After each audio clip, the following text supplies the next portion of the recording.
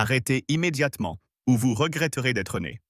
Une voix rauque chargée de mépris déchire l'obscurité de Saint-Clair, petite ville française au charme trompeur.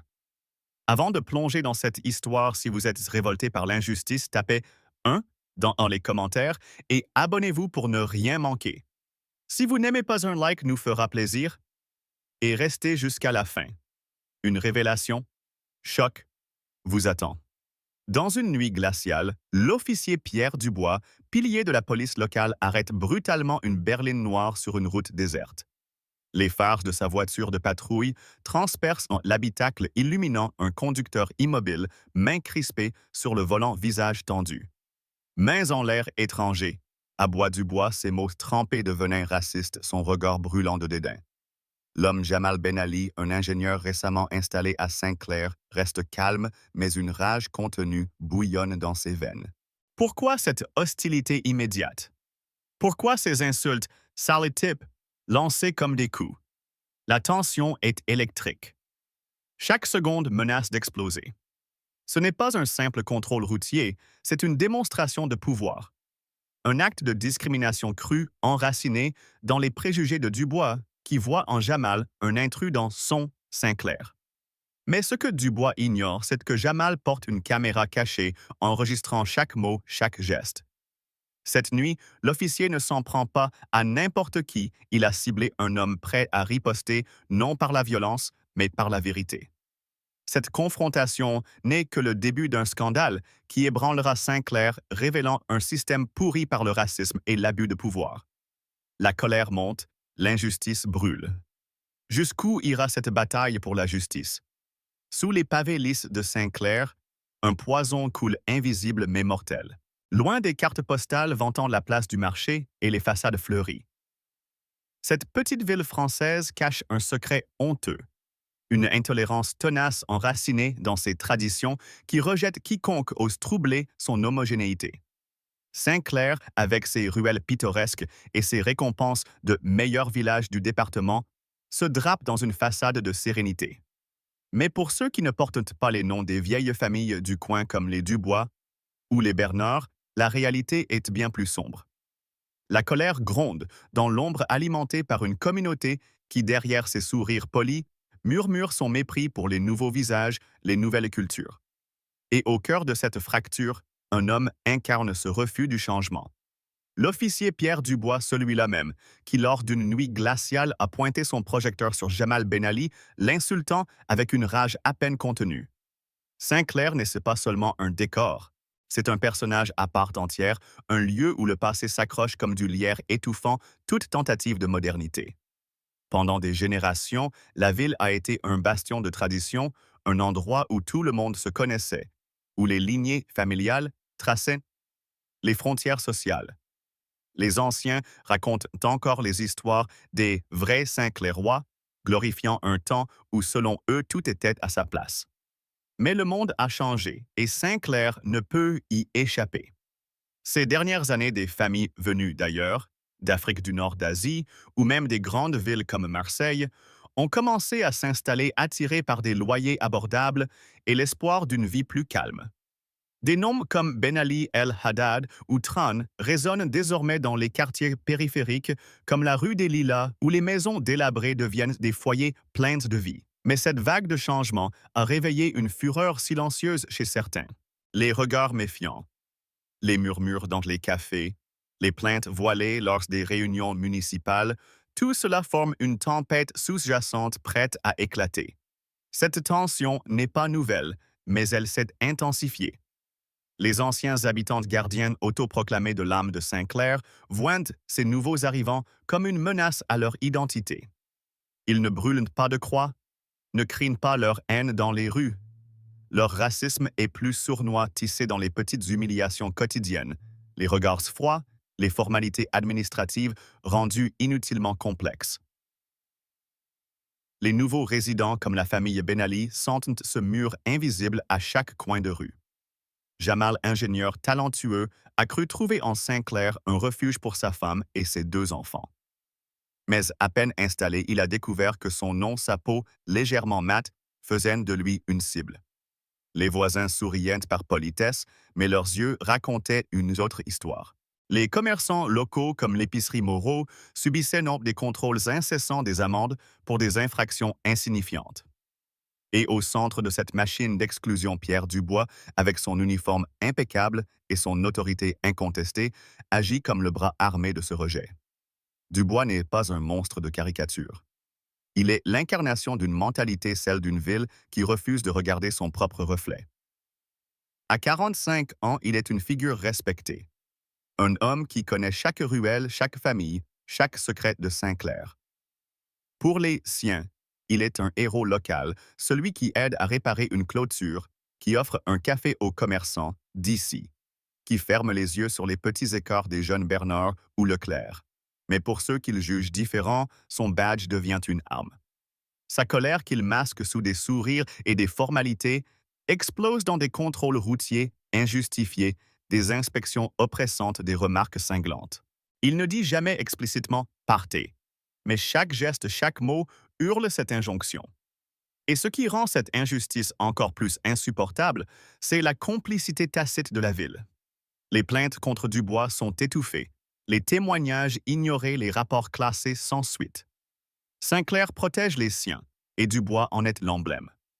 Mais un détail nouveau rend cette histoire plus explosive. Des graffitis anonymes ont commencé à apparaître sur les murs de la ville dénonçant les abus de Dubois. Des messages comme «Justice pour la rue des Lilas» ou «Dubois, le roi des tyrans» surgissent la nuit défiant son autorité. Ces actes de rébellion peints dans l'ombre enflamment la colère des habitants traditionnels qui y voient une attaque contre leur ordre établi. Pourtant, pour les nouveaux résidents, ces graffitis sont un cri d'espoir, un signe que quelqu'un quelque part refuse de se taire. Qui est-ce derrière ces messages? Un collectif secret, un habitant brisé par l'injustice. Cette énigme ajoute une couche de mystère à la tension déjà palpable, transformant Saint-Clair en un baril de poudre prêt à exploser. Chaque graffiti est une provocation, un défi lancé à Dubois et à ceux qui le soutiennent, amplifiant la fureur des deux camps. Et dans l'ombre, quelqu'un observe, attend prêt à frapper au moment où la vérité éclatera. Cette injustice, cette rage contenue, ne peut durer éternellement. Saint-Clair est au bord du précipice, et l'incident avec Jamal Ben Ali n'est que le début. La ville divisée entre ceux qui protègent l'ancien ordre et ceux qui luttent pour un avenir plus juste devra bientôt affronter ses démons. La colère monte, les masques tombent, et la vérité, aussi douloureuse soit-elle, est sur le point de briser le silence. Si cette histoire vous révolte, laissez un commentaire avec le mot «justice» et partagez-la pour amplifier la voix des opprimés.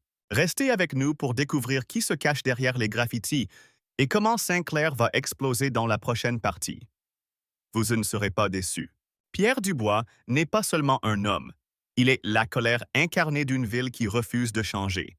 Sous son uniforme impeccablement repassé, derrière son sourire de façade offert aux vrais Saint-Clairois se cache un gardien zélé d'un ordre ancien, un homme dont le pouvoir repose sur la peur, qu'il inspire à ceux qu'il juge indignes de fouler les rues de Saint-Clair.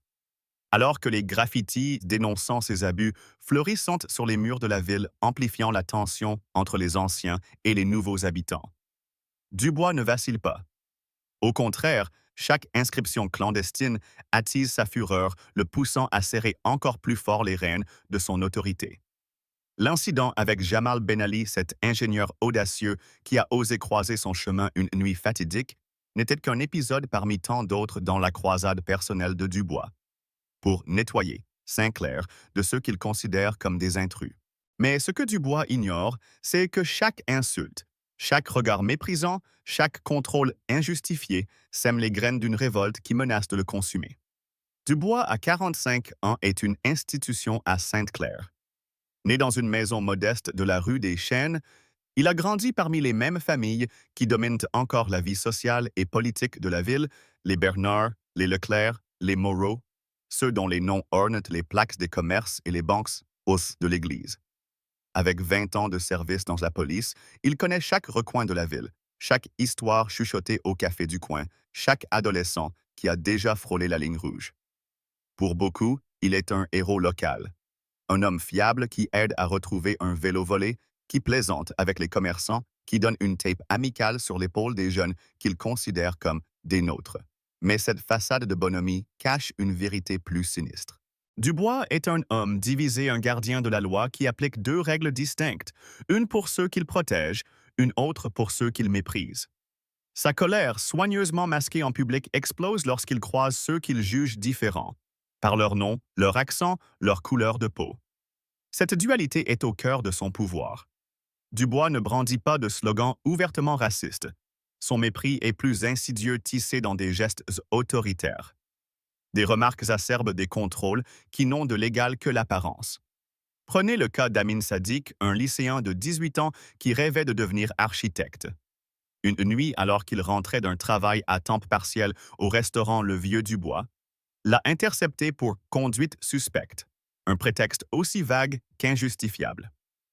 Sors de la voiture, petit, a grogné Dubois, son ton lourd de menace.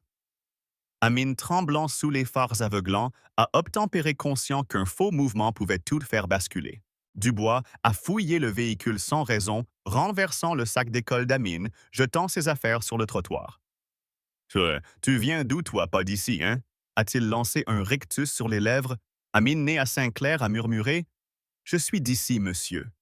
Dubois a ricané, le laissant repartir humilié avec une mise en garde. Reste à ta place. Amin n'a jamais parlé de cette nuit à ses parents par peur des représailles. Puis il y a la famille El Haddad qui a ouvert une petite boulangerie, la Rose du Désert, sur la place principale. Leur pain frais et leur pâtisserie orientale attiraient les curieux, mais Dubois en a fait une cible personnelle. Il stationnait sa voiture de patrouille devant l'entrée, scrutant les clients comme des suspects. Il distribuait des amendes pour des stationnements à peine irréguliers, interrogeait M. El Haddad sur des permis déjà validés. Vous êtes sûr que tout est en règle, Monsieur El Haddad? Demandait-il, son ton dégoulinant de suspicion. Monsieur El Haddad, un homme patient qui avait économisé pendant des années pour réaliser son rêve, répondait poliment, mais ses yeux trahissaient une colère contenue. Dubois ne voulait pas seulement les contrôler. Il voulait qu'ils échouent, qu'ils quittent Saint-Clair. En revanche, les Bernard, propriétaires de la quincaillerie en face, jouissaient d'un traitement tout autre. Dubois passait des heures à discuter avec le père Riant autour d'un café. Si leur camionnette débordait sur le trottoir, il lançait un simple « Fais gaffe, Paul », sans jamais sortir son carnet d'amendes. Cette différence de traitement n'était pas un secret, mais elle était tolérée, acceptée comme une loi tacite à Saint-Clair.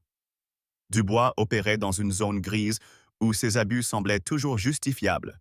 Un contrôle de routine, une vérification de sécurité. Mais un nouvel élément rend cette histoire plus brûlante. Une rumeur circule que Dubois conserve un carnet secret, un registre officieux où il note les noms des indésirables de Saint-Clair, des familles comme les Ben Ali ou les El Haddad, des jeunes comme Amin. Ce carnet, dit-on, contient des détails sur leur routine, leur fréquentation, leurs moindres faux pas, comme un outil pour les surveiller et les briser. Personne ne l'a vu, mais son existence supposée alimente la peur et la rage dans les quartiers périphériques. Chaque contrôle, chaque regard de Dubois devient une menace, un rappel que quelqu'un quelque part consigne leur vie pour mieux les détruire. Cette rumeur, combinée au graffiti défiant son autorité, transforme Dubois en une figure encore plus monstrueuse, un tyran local dont le pouvoir repose sur la terreur qu'il inspire. Cette injustice, cette colère qui bouillonne sous la surface, ne peut rester enfouie. Dubois, convaincu de son invincibilité, ne voit pas le piège qui se referme sur lui. Chaque acte de cruauté, chaque humiliation est une étincelle de plus dans une poudrière prête à exploser. Saint-Clair, divisé entre ceux qui vénèrent Dubois et ceux qui le haïssent, s'approche d'un point de rupture. Et quelque part dans l'ombre, un regard attentif suit chacun de ses mouvements, prêt à faire tomber le masque de ce gardien autoproclamé. L'injustice de Pierre Dubois ne passe pas inaperçue. Un regard acéré la traque dans l'ombre.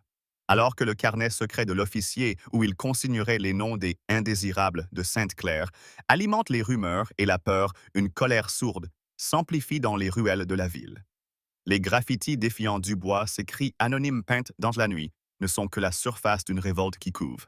Les habitants de la rue des Lilas, comme Amin Sadiq ou la famille El Haddad, vivent sous la menace constante de cet homme qui brandit son badge comme une arme transformant chaque contrôle routier en un acte de terreur. Mais dans l'obscurité, un observateur invisible, patient et méthodique tisse une toile autour de Dubois. Ce n'est pas un simple témoin, c'est un justicier armé de vérité dont la présence discrète promet de faire éclater le scandale qui gangrène Sainte-Claire. Cet observateur n'est autre que Julien Martin, un agent spécial du Défenseur des droits, envoyé dans la petite ville après des plaintes anonymes signalant des abus systématiques au sein de la police locale. Martin, un homme au visage impassible et à l'esprit aiguisé, opère dans l'ombre depuis des mois. Il n'est pas de Saint-Clair et cela fait de lui un étranger aux yeux de ceux qui, comme Dubois, se méfient de tout ce qui vient d'ailleurs. Mais cette distance est sa force, elle lui permet de voir ce que la ville refuse d'admettre. Chaque soir, il se fond dans les rues, garé dans une berline grise banale, un carnet à la main, un appareil photo discret sur le siège passager. Il note chaque détail, les arrêts brutaux de Dubois. Ses remarques cinglantes, ses regards chargés de mépris.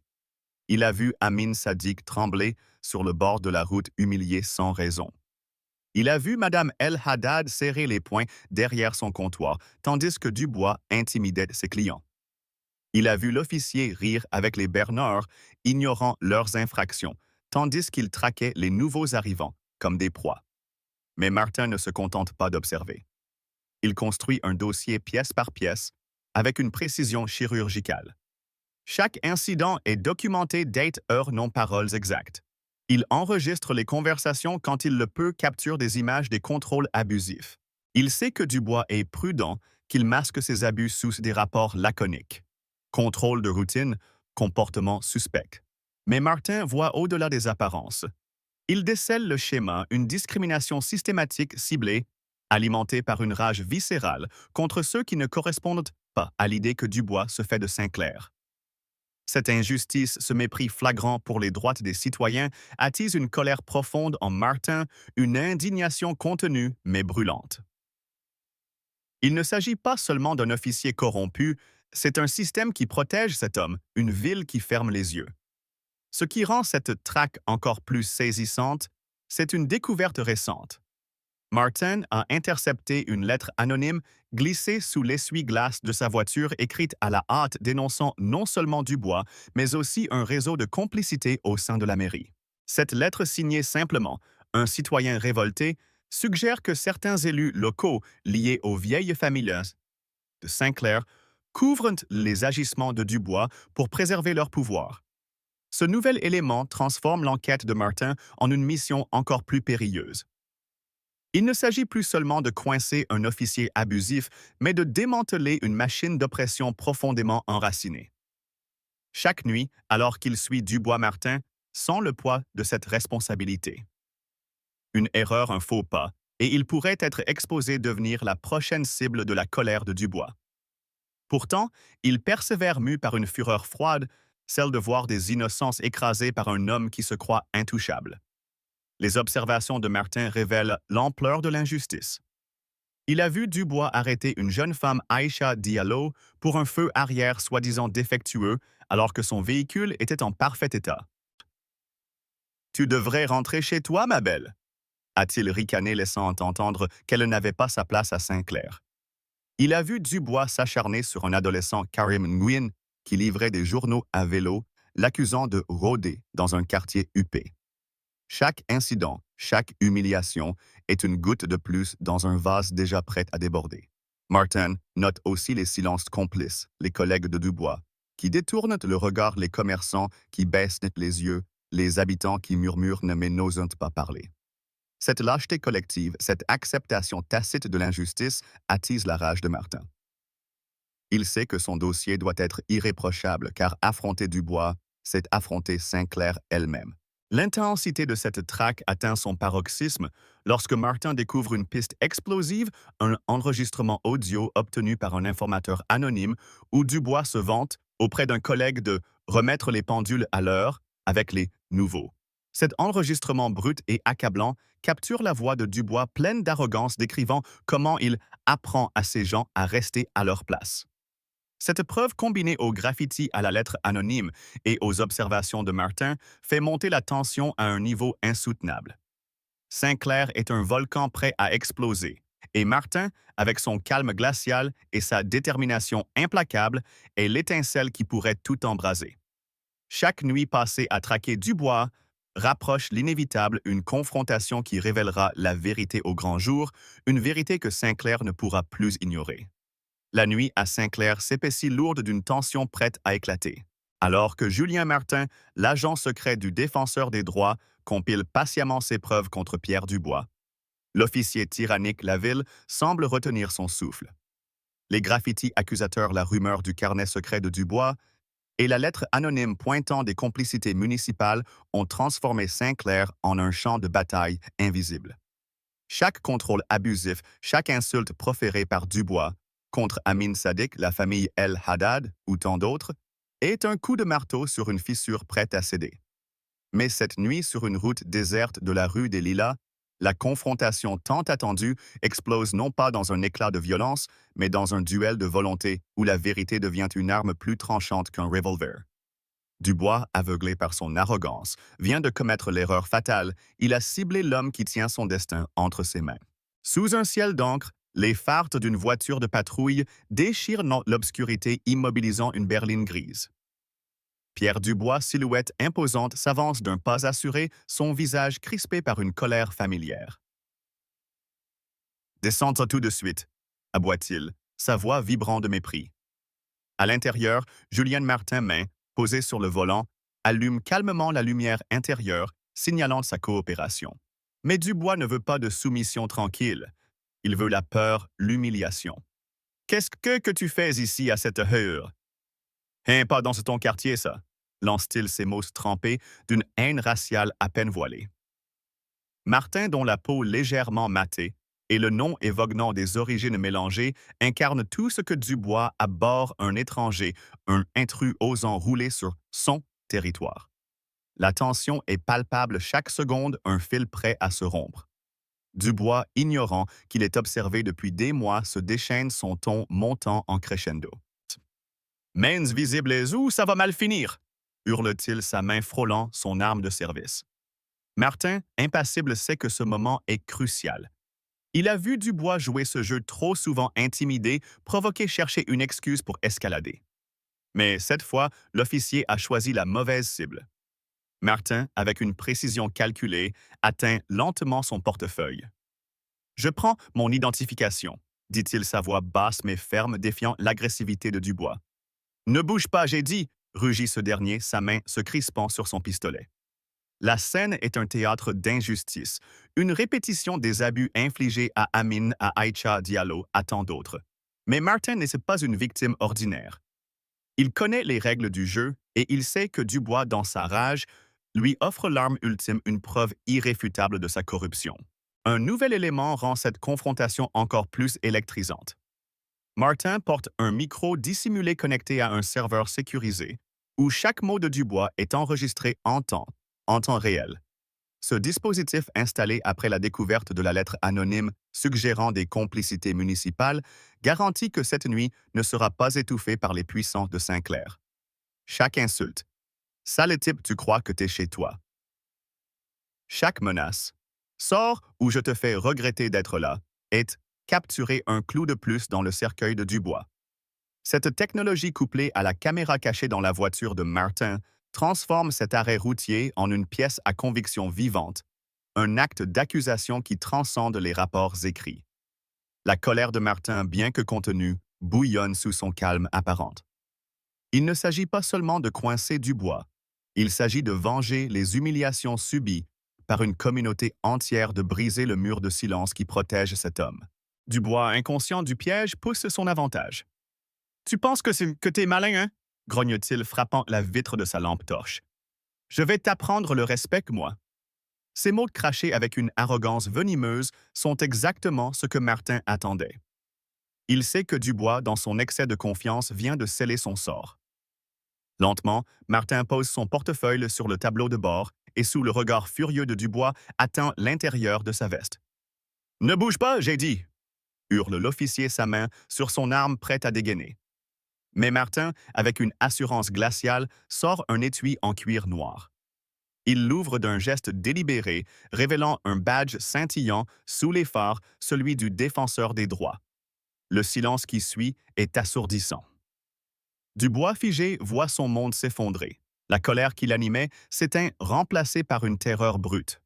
Agent, agent Martin, balbutie-t-il, sa voix brisée. Martin, imperturbable, fixe l'officier.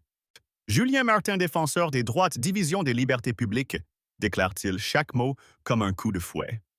Dubois blême vacille ses mains tremblantes s'agrippant à la portière.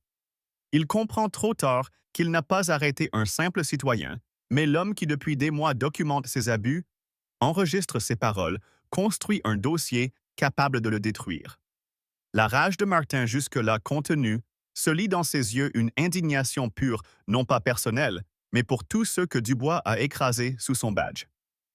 Cette révélation n'est pas seulement un retournement, c'est une condamnation.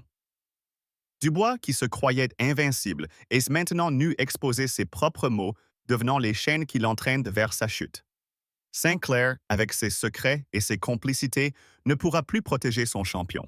La confrontation capturée en direct est le point de bascule d'une ville au bord de l'implosion où la vérité, aussi brutale soit-elle, est sur le point de tout changer. Dans l'instant où le badge de Julien Martin brille sous les phares, le monde de Pierre Dubois s'effondre comme un château de cartes. La nuit, jusqu'alors saturée de la colère arrogante de l'officier, s'immobilise dans un silence glacial. Dubois, figé les yeux écarquillés, fixe l'insigne du défenseur des droits, son assurance pulvérisée. Quelques secondes plus tôt, il aboyait des insultes racistes à l'encontre de Martin l'ingénieur qu'il prenait pour un intrus dans son. Sinclair ignorant qu'il venait de tendre un piège à sa propre chute. Ce moment capturé par le micro et la caméra cachée de Martin n'est pas seulement une humiliation personnelle pour Dubois, c'est l'explosion d'une vérité que la ville a trop longtemps étouffée. La rage contenue des victimes d'abus, Amin Sadiq. La famille El Haddad Aïcha Diallo trouve enfin une voix, et cette voix portée par Martin est implacable. Sinclair, avec ses graffitis accusateurs et ses rumeurs de carnets secrets, est sur le point de faire face à un séisme dont elle ne se relèvera pas indemne. La confrontation sur cette route déserte de la rue des Lilas marque un point de non-retour. Dubois, encore sous le choc, balbutie « Agent, je ne savais pas, je le jure !» Sa voix, autrefois tonitruante, n'est plus qu'un murmure pathétique. Ses mains tremblent, son visage blêmi, et l'homme qui terrorisait les habitants, par son seul regard semble rapetissé, réduit à une coquille vide. Martin, impassible, le fixe avec un mélange de dédain et de résolution. « Vous pensiez que j'étais un autre étranger à intimider, n'est-ce pas ?» dit-il, sa voix tranchante comme une lame. Chaque mot est un coup, chaque regard une accusation. Dubois tente de bafouiller une excuse. C'était une erreur, un malentendu, mais les mots sonnent creux. Il sait que ces insultes, ces menaces sont gravées dans l'enregistrement de Martin, une preuve irréfutable qui s'ajoute à des mois de documentation minutieuse. La colère de Martin, bien que maîtrisée, bouillonne sous sa surface calme. C'est la rage d'un homme qui a vu trop d'injustice, trop de vices brisés par un officier corrompu. Ce qui rend cette scène encore plus explosive, c'est une révélation inattendue au moment où Martin brandit son badge. Un second véhicule, garé à l'ombre d'un chêne à quelques mètres, allume ses phares. Une femme en sort caméra à la main, filmant la scène. C'est Claire Rousseau, une journaliste indépendante qui, alertée par les graffitis et les rumeurs, collaborait secrètement avec Martin. Cette présence imprévue transforme l'incident en un spectacle public amplifiant l'humiliation de Dubois. Claire, connue pour ses enquêtes sur les abus de pouvoir, a suivi les agissements de Dubois depuis des semaines, recueillant des témoignages anonymes de victimes trop effrayées pour parler ouvertement. Sa caméra braquée sur Dubois capture non seulement ses excuses maladroites, mais aussi son expression de panique pure, alors qu'il réalise que son règne de terreur est exposé au grand jour. Cette alliance entre Martin et Claire ajoute une dimension nouvelle. Ce n'est pas seulement une enquête institutionnelle, mais une révolte citoyenne. Un cri collectif contre l'oppression. La fureur de Dubois, qui l'avait poussé à hurler des insultes racistes, se retourne contre lui. Il tente de reprendre le contrôle bredouillant. « Vous n'avez rien contre moi, c'était juste un contrôle de routine. » Miles Martin, implacable rétorque, un contrôle de routine, comme ceux infligés à Amin Sadiq, à la famille El Haddad, à tous ceux que vous avez harcelés sous prétexte qu'ils ne vous ressemblaient pas. Chaque nom cité est un coup de poignard. Chaque accusation un rappel des mois de surveillance. Dubois, acculé, vacille physiquement, s'appuyant contre la portière de la berline pour ne pas s'effondrer. La caméra de Claire zoome sur son visage, capturant la sueur perlant sur son front, la terreur dans ses yeux. Cette image, Martin le sait, deviendra le symbole de la chute d'un tyran local, un avertissement pour tous ceux qui abusent de leur pouvoir. L'arrivée de Claire n'était pas un hasard. Martin, conscient que Dubois bénéficiait du soutien tacite de certains élus locaux, avait orchestré cette confrontation pour qu'elle soit vue, entendue, partagée. La lettre anonyme dénonçant les complicités municipales, les graffitis défiant Dubois, tout convergeait vers ce moment. La rage collective des victimes canalisée par Martin et amplifiée par Claire transforme cette nuit en un tribunal improvisé. Dubois, qui se croyait intouchable, comprend enfin qu'il est seul. Ses alliés à la mairie, ses amis parmi les vieilles familles de Saint-Clair ne peuvent rien contre la machine de justice qui s'est mise en branle. Martin, toujours maître de lui, ajoute « Vos actions, officiers Dubois, seront jugées, pas par Saint-Clair, mais par la loi. » Cette confrontation ne marque pas seulement la fin de l'impunité de Dubois. Elle brise le mur de silence qui protégeait ses abus. La caméra de Claire, le badge de Martin, l'enregistrement accablant. Toutes convergent pour faire tomber un homme qui incarnait l'injustice d'une ville. Saint-Clair, avec ses ruelles pittoresques et ses secrets enfouis, ne sera plus jamais la même. La colère des opprimés longtemps étouffés éclate enfin, et Dubois, petit et brisé, n'est que le premier domino à tomber dans une ville au bord de la Révolution. Si cette injustice vous révolte, laissez justice dans les commentaires et partagez cette histoire pour briser le silence. La suite révèle comment Saint-Clair affronte ses démons. Ne manquez pas le scandale qui secoue la mairie et les secrets qui émergent des ombres. La lumière crue de l'aube révèle un Pierre Dubois brisé dépouillé de son arrogance. La confrontation nocturne avec Julienne Martin, agent du défenseur des droits, et la caméra implacable de Claire Rousseau, journaliste intrépide, a transformé l'officier autrefois intouchable en un homme acculé tremblant sous le poids de ses propres abus. Sur la rue des Lilas, où il harcelait Jamal Ben Ali, Amin Sadiq ou la famille El Haddad, son badge ne lui confère plus de pouvoir. L'enregistrement de ses insultes racistes, capturées par Martin, et les images de son effondrement filmées par Claire scellent son destin. Saint-Clair, cette ville qui couvrait ses méfaits, sous un voile de silence ne peut plus détourner le regard. La colère des opprimés longtemps étouffés éclate, et Dubois devient le symbole d'une injustice qu'il faut désormais payer au prix fort. Le châtiment tombe avec une rapidité implacable.